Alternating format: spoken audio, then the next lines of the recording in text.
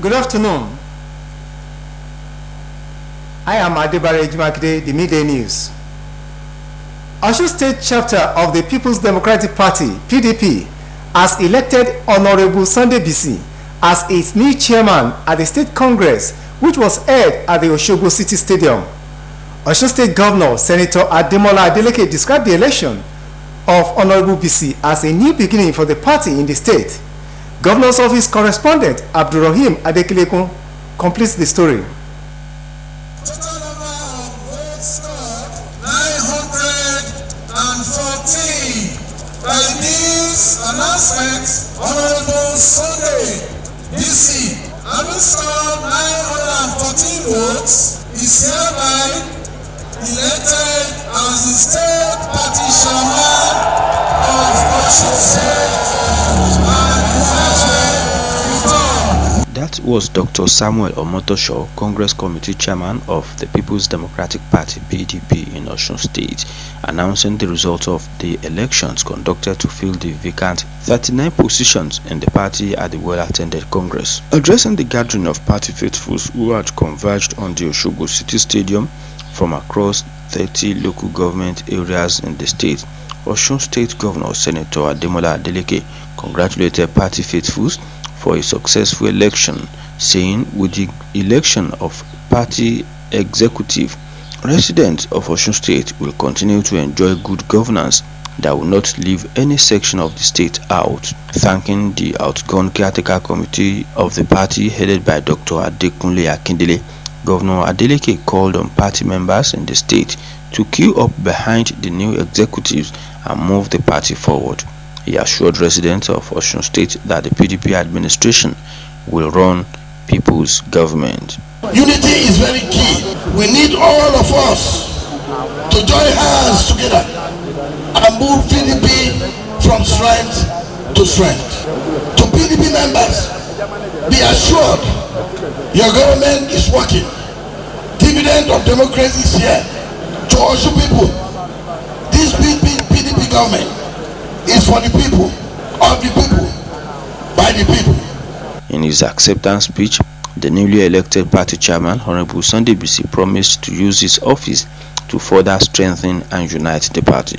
While thanking Governor Adeleke and other PDP leaders in the state, Honorable Bisi called on party members to join hands together with his executive in moving the state forward.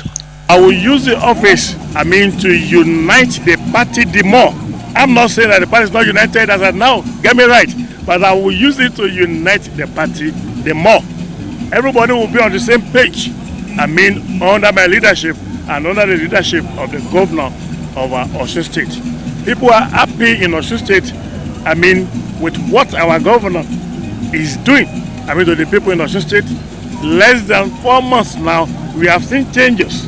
Salaries have been paid, ideas have been paid, workers have been promoted, and infrastructural development is ongoing in Osun State. Earlier in his address, Chairman of the Congress Committee, Dr. Samuel Omotosho, said the People's Democratic Party in the state has witnessed a series of crises but came out stronger because of the political doggedness of Senator Adeleke and the entrenchment of internal democracy as well as crisis management mechanisms of the party. While commending the state government for providing the conducive atmosphere, Dr. Omotosho called for calm and comportment from the delegates and contestants. The Congress was attended by representatives of the Independent National Electoral Commission (INEC) as well as security agencies. The Congress had in attendance the Deputy Governor in Osun State, Prince Kola Adeusi, Secretary to the State Government Alhaji Teslim Igbalaye, former Deputy Governor and Minister of State for Defense Erelu Olushola Obada, Barrister Doshu Babatunde, among others. Those who took oaths of office include Yakubu Idowu as Deputy State Chairman, Prince Bola Ajao, Secretary, Honorable Adesoye Oyetunde, Vice Chairman, Osun West, Alhaji Gasali Abesin, Vice Chairman, Osun Central, and Honorable Akin Famuyide as Vice Chairman, Osun East, among others. It has been Abdurrahim Adekelekun reporting. The first batch of Nigerian evacuees returning from Sudan has arrived in Abuja According to the Minister of Humanitarian Affairs, Sadiya Farouk, Air Peace conveyed 282 evacuees and NAF conveyed 96 evacuees from Aswan, Egypt. Farouk stated that the government of Nigeria is excited that all of them are back safely, noting that no lives were lost in the process. She added that the evacuees will receive dignity packs and 100,000 naira transportation fare, and they will also receive 25,000 naira worth of call vouchers and a 1.5 gigabyte data bundle. The Sudan ambassador to Nigeria, Mohammed Yusuf, was also present at the airport to receive the evacuees. The chairman and chief executive officer of Nigerians in Diaspora Commission, Abike Dabiri Irewa, has assured more planes are heading to Egypt to evacuate stranded Nigerians in crisis-torn Sudan. Dabiri Irewa, who gave the assurance at the Nnamdi Azikiwe International Airport, Abuja, while receiving the first batch of 376 evacuees, expressed happiness that Nigerians in Sudan are coming back home and nobody's life was lost, as priority was also given to students, women, and children. According to her, NEMA is making necessary arrangements to provide more planes for the evacuation of all Nigerians in Egypt at the same as requested by the host country. The NIDCOM boss said the case of Nigerians at Port Sudan was a little bit different because it was difficult to get a flight to the area. She, however, said alternative means are being considered, including getting them tickets for airlift. Senate President Ahmad Lawal said that the security situation in some parts of the country is deteriorating, noting that the military had done a good job in trying to fix it. Lawal made the comments after the senator representing Plateau North, Estefano Jiang, drew the attention of the Senate to attacks by bandits in some communities in Plateau State.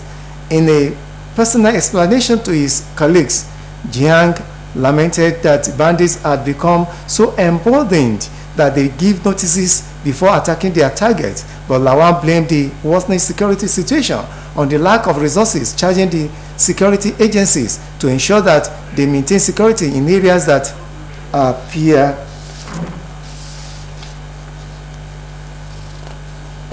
The Director General of the National Agency for the Prohibition of Trafficking in Persons, Professor Fatima Waziri Azi, has stated that Nigerian women working in Iraq are exploited in diverse ways.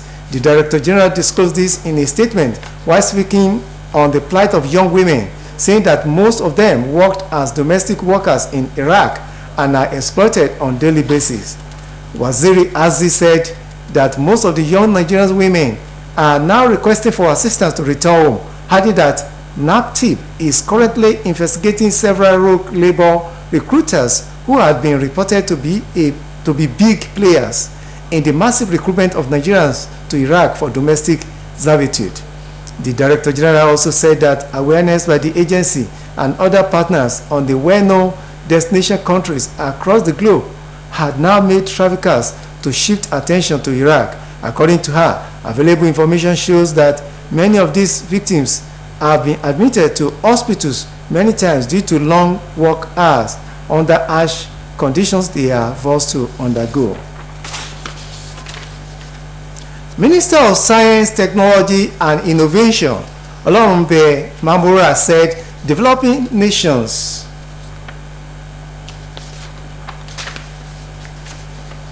should align their science, technology and innovation goals to enhance development. Mamora, represented by Director General, Nigerian Natural Medicine Development Agency, Sam Etatovi, addressed Lagos State University Alexander von Humboldt International Conference.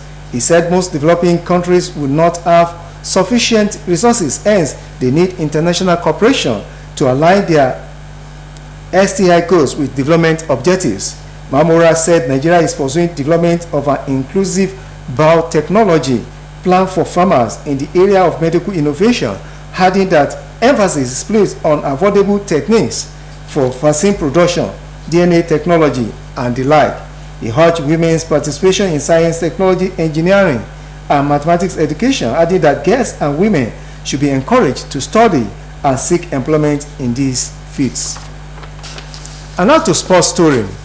Former Nigerian international Austin J.J. Okocha is set to drag African football legends to Nigeria for the maiden edition of the African Heroes Penalty Cup, slated for the maiden edition of the African Heroes Penalty Cup, slated for the Mobolaji Johnson Stadium, Lagos, in the last quarter of the year.